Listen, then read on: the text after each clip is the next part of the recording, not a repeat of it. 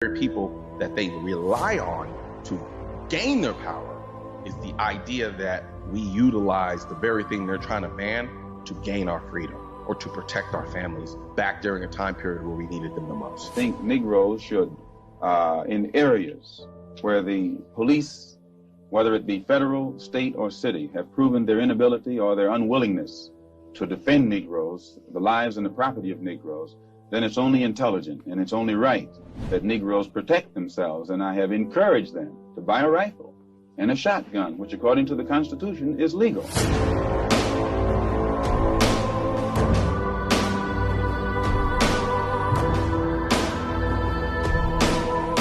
Let's do a little word association.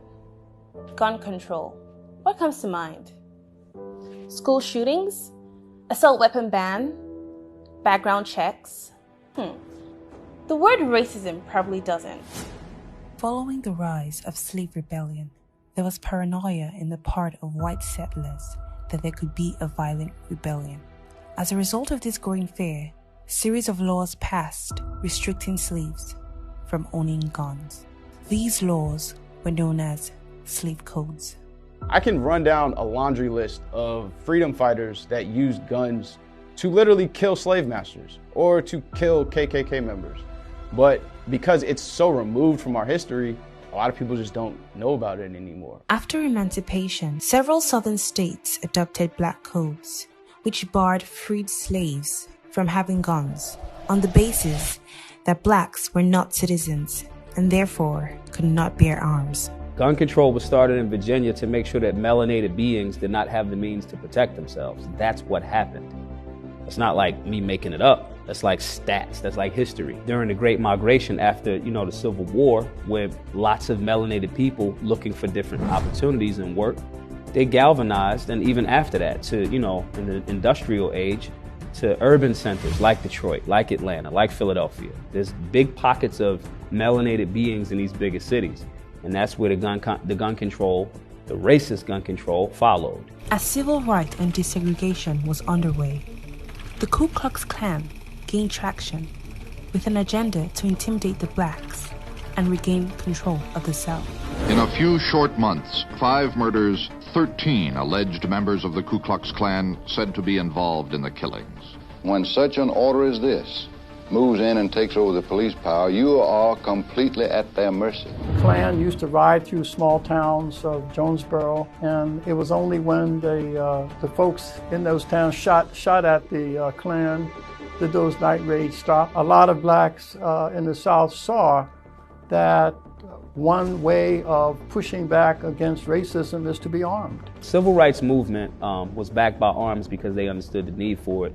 Because in such a small setting, especially when you're restricted, you understand the need for systems of checks and balances and to check somebody that's trying to stop your growth. So the last thing that they want to do is to prop up a message that demonstrates to the very people that they rely on to gain their power is the idea that we utilize the very thing they're trying to ban to gain our freedom or to protect our families back during a time period where we needed them the most. Post-civil rights era, Democratic-led cities enacted targeted gun control policies in black communities. As early as 2010, it took a black man, Otis McDonald's, suing the city of Chicago to overturn its 28-year-old handgun ban. Gun owners and activists are celebrating a historic victory in the right to keep and bear arms. A 5-4 decision of the Supreme Court, which overturned a Chicago handgun ban and extended Second Amendment rights to all 50 states and all the cities and towns in them. Law-abiding citizens like myself is being victimized by saying that you can't have a handgun in your own home. Why? Tell me what I can't have in my own home. I'm not out there robbing nobody. When blanket gun bans are enforced, law-abiding citizens are left defenseless to criminals.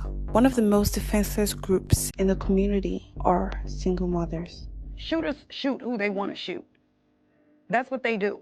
They shot 2 mothers on a site where mothers come every day to feel safe. Firearms defend the things that you value and love.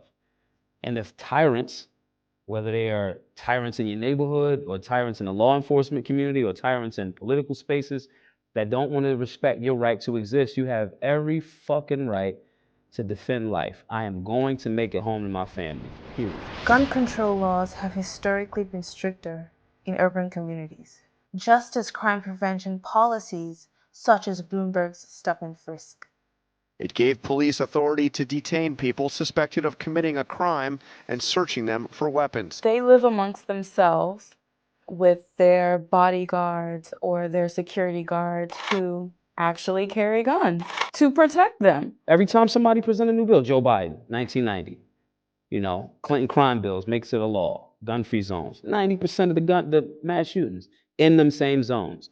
So I want to ask, what made them do this? They must be taken off the street. Born out of wedlock, without parents, without supervision, without any structure, without any conscience developing.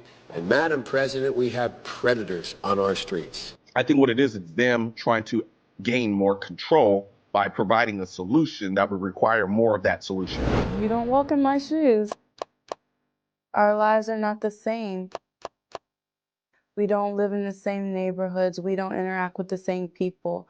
My past experiences are not your past experiences. I would pray that the negative experiences that I've had do not become your experiences, but sometimes you should step back and see things from another perspective, because it could be you, it could be your family member one day, it could be your friend, it could be your child. And like I said, that split second could change an entire life. The push for gun control never considers who will pay the price. It won't be politicians with your security details or big donors who live in gated communities.